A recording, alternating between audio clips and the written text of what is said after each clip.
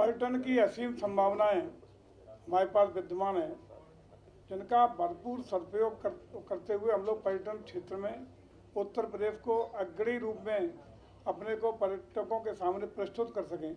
इसके लिए सरकार ने तमाम बहुआयामी परियोजनाओं को नई नई स्वीकृतियां देने के लिए आज 4 बिंदुओं पर निर्णय लिया है माननीय मंत्रिपरिषद के द्वारा, जिसमें एक तो हमारे पास अलकनंदा के रूप में उत्तराखंड के हरिद्वार में पर्यटक गृह था, जो बंटवारे के बाद उत्तराखंड सरकार के पास चला गया था। माननीय उच्चतम न्यायालय में डिस्प्यूट उसके लिए हुआ, प्रदेश सरकार गई, बाद में दोनों स्टेट की सहमति के आधार पर उसमें लगभग 3000 वर्ग मीटर में उसी परिसर में हमें स्पेस उपलब्ध हुआ, जिस पर हम नया अपना एक पर्यटक स्थल के रूप में निर्माण कराएं।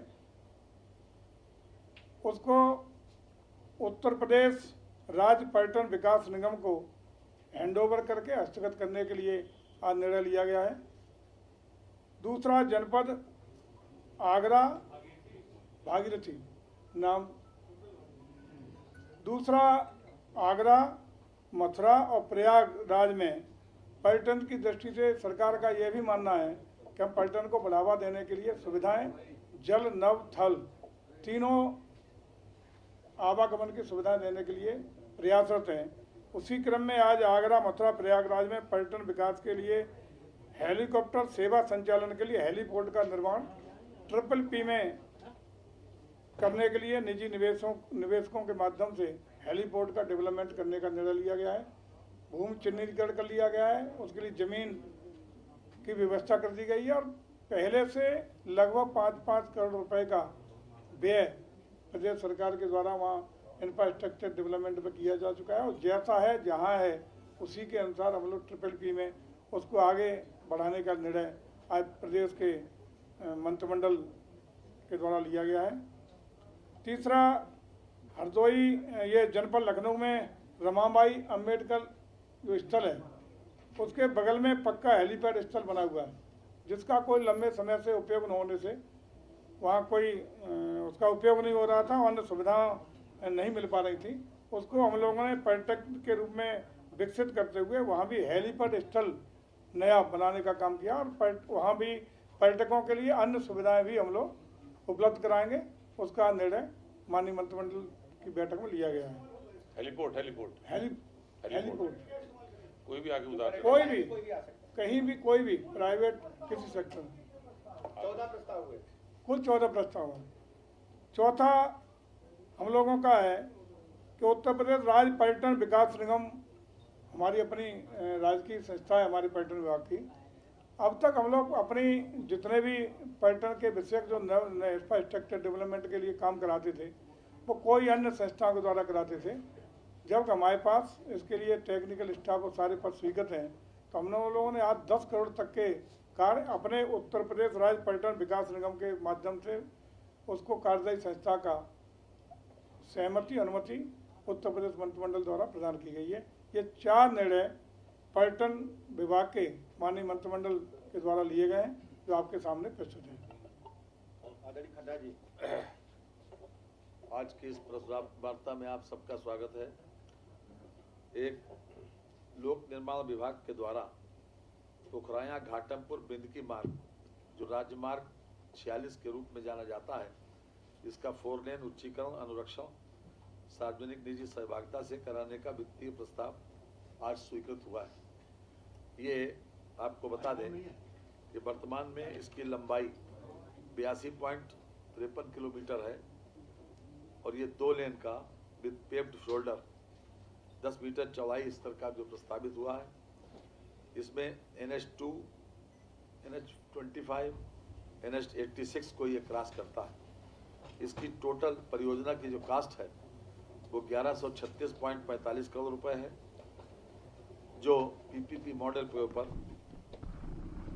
बनाया जाएगा। इस प्रकार से मंत्रिमंडल के द्वारा इसकी स्वीकृति प्रदान की गई। इसमें एक विशेष बात कोट करने वाली यह है कि जो भी ये फीस रियलाइज करेंगे उसमें 1% सरकार को भी मिलेगा। ये खास बात है, ये पहली बार ऐसा हो रहा है। कुल इसकी लंबाई 82.53 किलोमीटर और साथ साथ 1136.45 करोड़ रुपए का इसमें निजी निवेश प्रस्तावित है। धन्यवाद। धन्यवाद साथियों। आज उत्तर प्रदेश कैबिनेट की बहुत ही महत्वपूर्ण बैठक हुई। उस बैठक में कुल 14 प्रस्ताव पास हुए। 4 प्रस्तावों के बारे में हमारे आदरणीय पर्यटन मंत्री जी ने और लोक निर्माण विभाग की जो महत्वपूर्ण एक परियोजना थी उसके बारे में आदरणीय वित्त मंत्री हमारे वरिष्ठ साथी आदरणीय खन्ना जी ने पूरा आपको बताया है।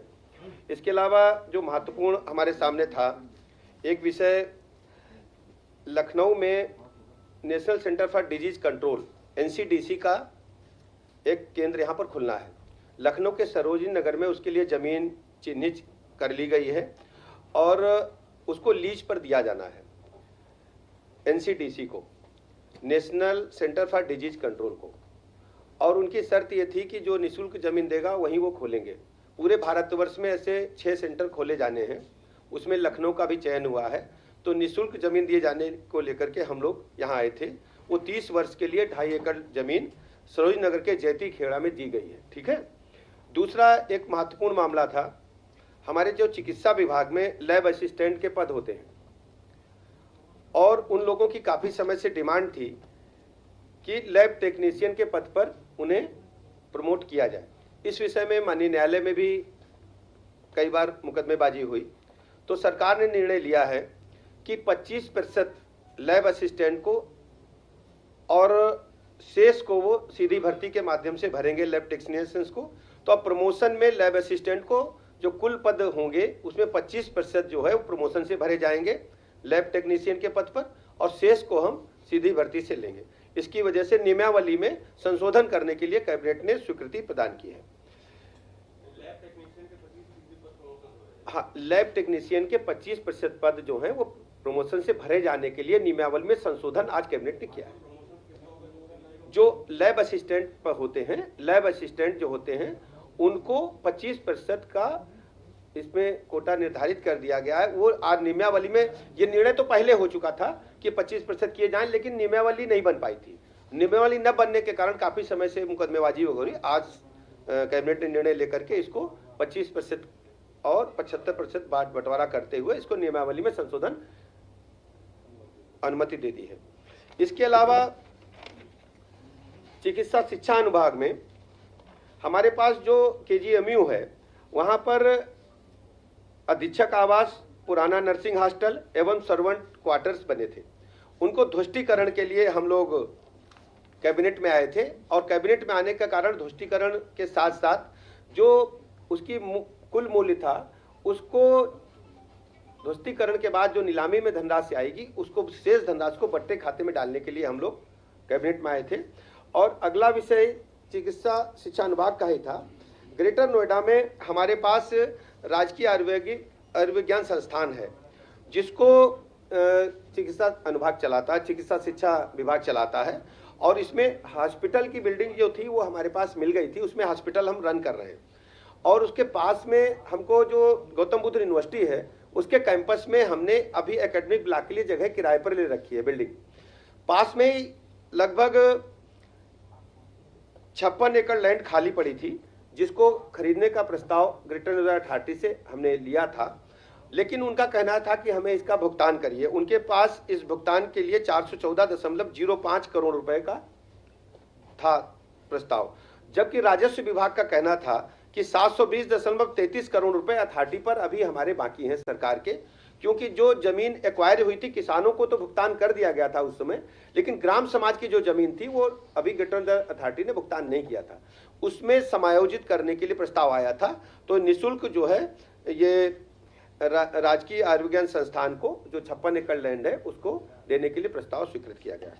इसके अलावा लोक निर्माण विभाग के बारे में अभी माननीय वित्त मंत्री जी ने बताया। गोपन अनुभाग में एक विशेष काम था ये कि अभी तक आप देखते थे कि जो पदनाम था, पहले अनुसचिव, उप सचिव, फिर धीरे धीरे सचिव हुआ, फिर प्रमुख सचिव हुआ। अब वहां पर अपर मुख्य सचिव का पद भी है और उस पर काफी समय से लोग काम कर रहे हैं। तो उसके लिए अपर मुख्य सचिव जो है वो गोपन अनुभाग ने आज प्रस्ताव दिया, उस पर हम लोगों ने इसको स्वीकृति प्रदान की है। इसके अलावा होमगार्ड्स अनुभाग में होमगार्ड के जो पहले जो हमारे अधिकारी हैं उनको इंसास राइफलें दी जा चुकी हैं, ट्रेनिंग काम कर रहे हैं। कुछ अधिकारियों को पिस्टल दी गई थी और अभी 153 पिस्टल को खरीदने का प्रस्ताव होमगार्ड अनुभाग ने दिया अधिकारियों को देने के लिए, उसको भी स्वीकृति प्रदान की है। इसके अलावा जो न्यायिक सेवा नियमावली है, अभी तक इसमें विकलांगों का कोटा तय नहीं था, अब सभी जो हमारे आरक्षण है उसके साथ साथ दिव्यांगों को भी इसमें 4% दे दिया गया है। इसके अलावा चीनी उद्योग का है, वो तो नहीं, अभी इसमें कैबिनेट नहीं, लेकिन उसमें जल्दी हम आपके समझ आएगा, आपको बताएंगे। नहीं, 14 हो गए आपके? 14 हो गए, बाकी रूटीन 14 पूरे हो गए। नहीं, उस पर हम लोग काम कर रहे हैं, कैबिनेट में भी आने की आवश्यकता नहीं। अभी कैबिनेट में जो भी प्रस्ताव आए उस पर हमने आपके समक्ष पूरी तरह से बताया है, और जैसे जैसे प्रस्ताव आते जाएंगे हम बताते रहेंगे। सरकार पूरी तरह से सजग है, आपके मनोभावों को हम समझ रहे हैं और हम लोग जनता के साथ खड़े हैं। बहुत बहुत धन्यवाद। जैसे जैसे आएगा तुरंत बताएंगे, आपकी भी कोई बात हो तो भी रखेंगे। वहां तक पहुंचने में भी आपको टाइम लगेगा, 60 वर्ष के लिए।